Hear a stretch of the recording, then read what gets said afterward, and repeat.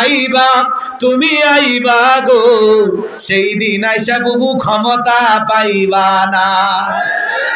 বুবু আইবা তুমি আইবা গো, সেই দিন আইসা বুবু ক্ষমতা পাইবা না। খোঁজ নাই বুবু কাদের কাকার, অবস্থা খারাপ পরবেশ বাবার, হাউন আঙ্কেল এখন সামনে আসে না।